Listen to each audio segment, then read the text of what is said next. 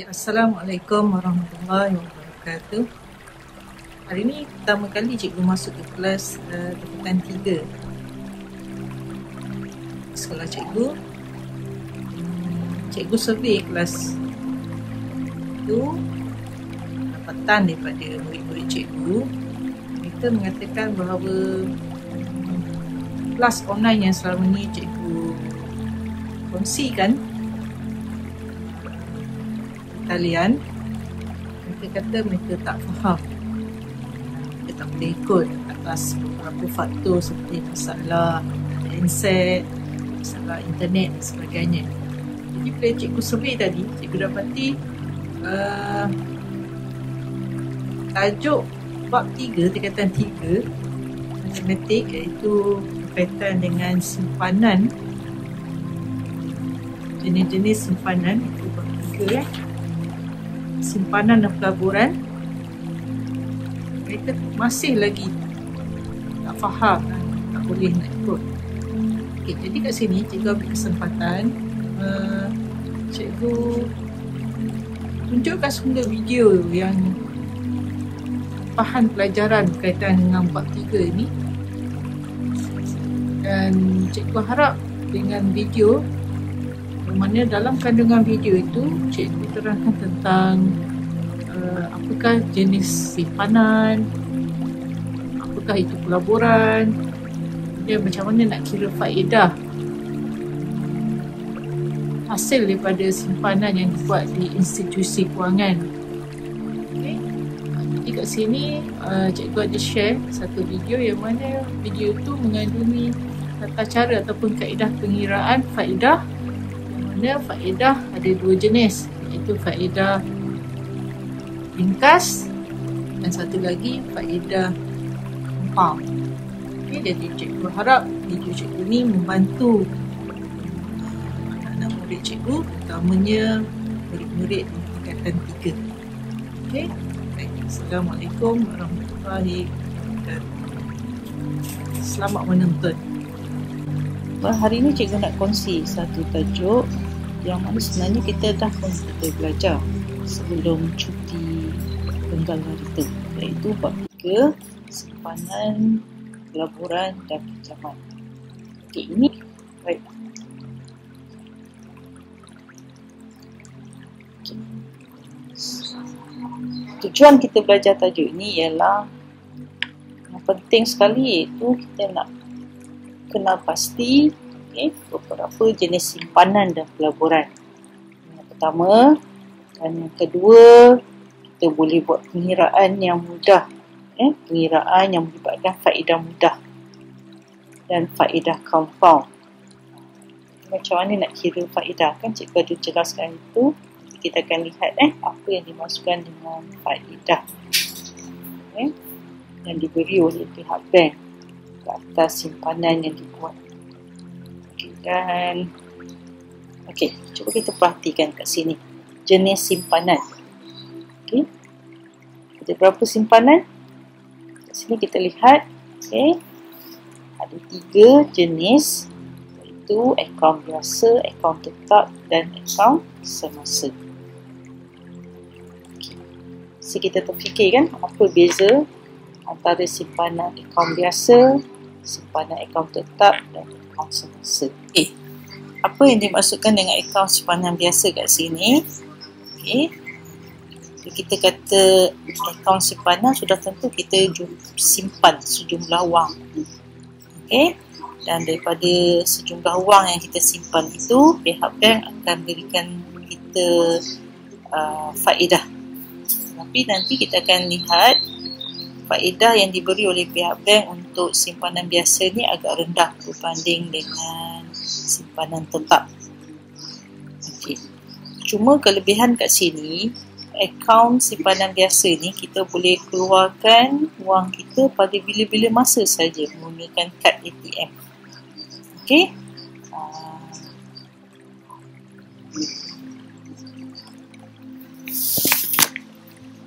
Seterusnya,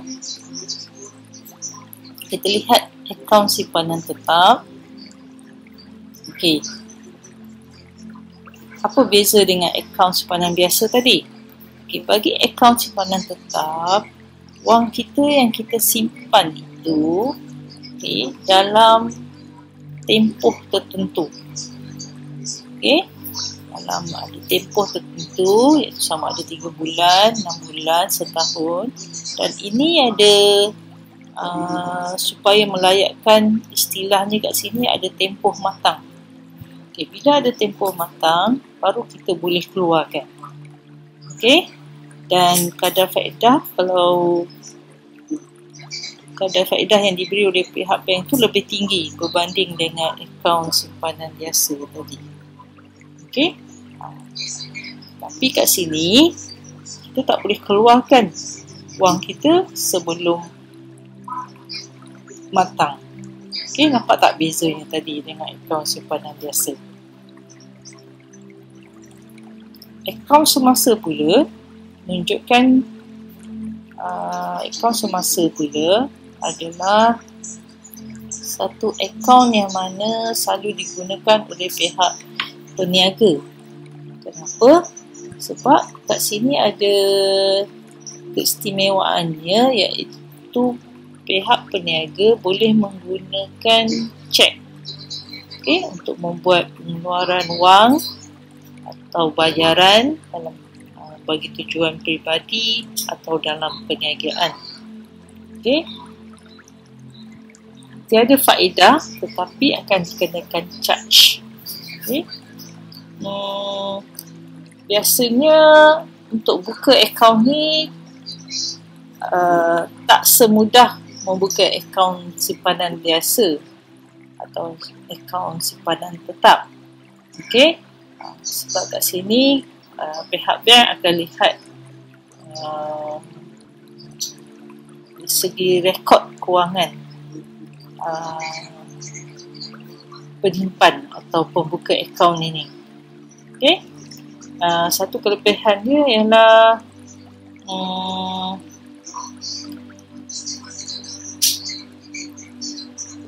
yang membuka akaun ni dia boleh membuat overdraft. Dan maksud overdraft itu ialah dia boleh buat pengeluaran daripada jumlah simpanannya. Itu syarat dia lah yang dikenakan oleh pihak bank. Baik, bagaimana nak mengira faedah mudah? Contoh yang pertama, jika diberi prinsipal ialah RM8,000, kadar faedah 3%. Soalannya ialah kira faedah tahunan. So, daripada menggunakan formula I bersamaan dengan PRT. P ialah prinsipal. I ialah faedah. I ialah interest, iaitu faedah. Dan R ialah rate dalam bahasa Inggeris, iaitu bermaksud kadar yang dikenakan, kadar faedah yang dikenakan. Dan yang T ialah masa dalam tahun. Jadi kalau berdasarkan formula itu, faedah tahunan I bersamaan dengan PRT, iaitu P RM8,000 didarabkan dengan kadar 3% atau bersamaan dengan sifar perpuluhan sifar 3 dan kemudian didarabkan dengan 1. Hasil daripada kiraan tu kita dapati faedah tahunan itu ialah sebanyak RM240. Baik, contoh kedua, kira faedah compound. Puan Salwa menyimpan sebanyak RM24,000 di sebuah bank dan diberikan kadar faedah 3% setahun dengan faedah compoundan sekali setahun. Hitung jumlah wang simpanan Puan Salwa selepas akhir tahun yang kedua. Iaitu kita nak kira sekarang ni faedah tahunan pertama dan faedah tahun yang kedua. Ini adalah menggunakan kaedah satu. Kita buat satu persatu, iaitu kita kira dulu faedah tahun pertama, itu sebanyak RM24,000, harapkan dengan kadar faedah iaitu 3% darabkan dengan 1. Okey, iaitu 1 tahun. Daripada kiraan tu kita akan dapat RM720. Jadi itu faedah untuk bagi tahun yang pertama. Jadi jumlah simpanan ialah sebanyak RM24,000 tadi, iaitu simpanan pokok tadi, tambahkan dengan RM720. Jadi kita akan dapat jumlah simpanan sebanyak RM24,720.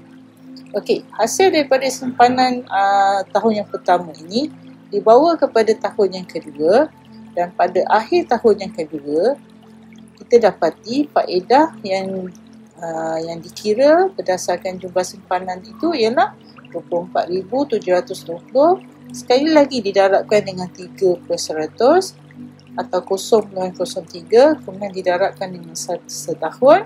Kita akan dapati jumlah faedah adalah RM741.06.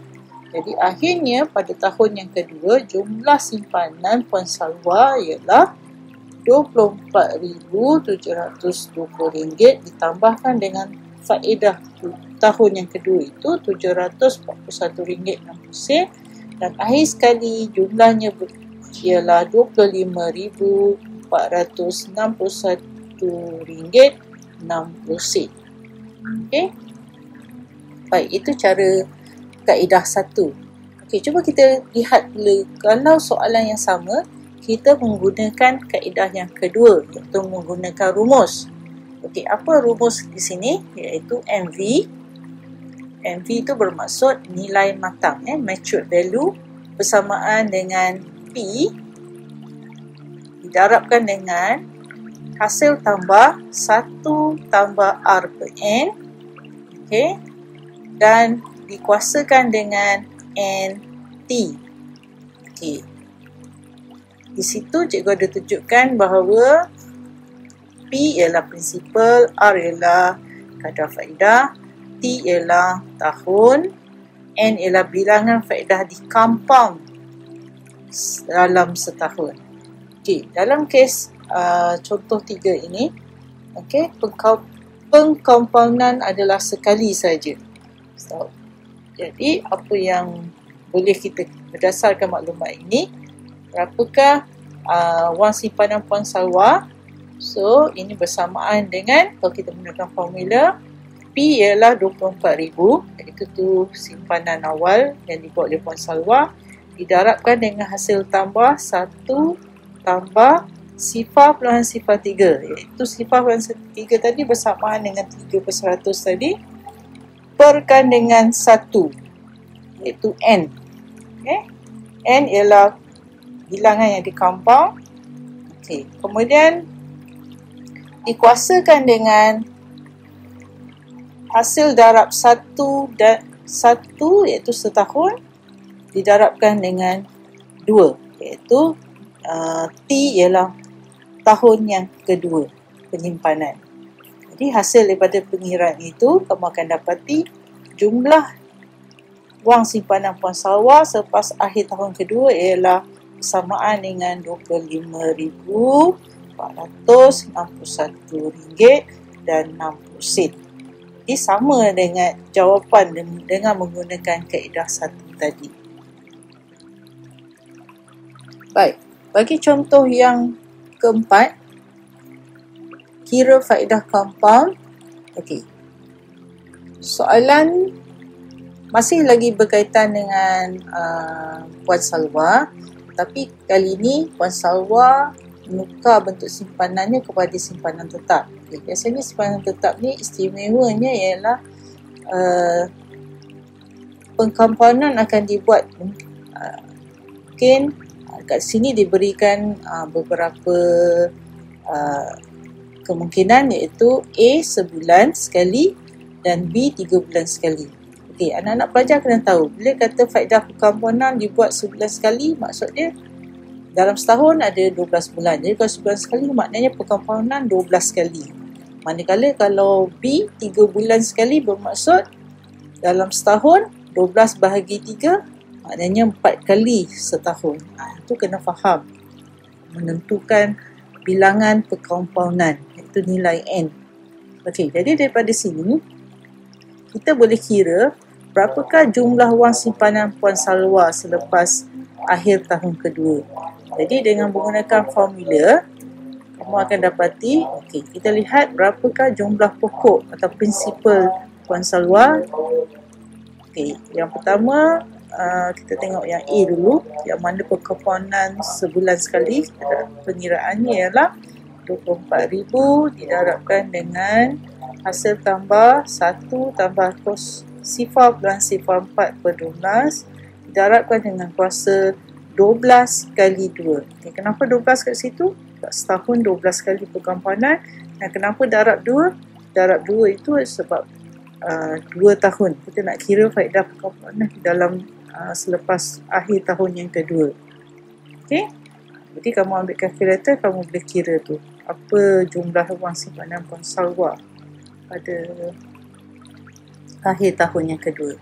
Yang B pula, okay, kita nak kira kalau perkumpulan 3 bulan sekali. So tadi cikgu dah jelaskan kalau 3 bulan sekali bermaksud 12 bagi 3 iaitu sebenarnya 4 kali setahun. Jadi pengiraan dia 24,000 didarabkan dengan hasil tambah 1 tambah sifar bulan sifar 4 per 4. Okey, iaitu 4 kali perkumpulan tu. Okey, kemudian dikuasakan dengan 4 kali 2. Okey, pada situ kamu akan kira menggunakan kalkulator, kamu akan dapat jumlah wang simpanan Puan Salwa selepas akhir tahun yang kedua.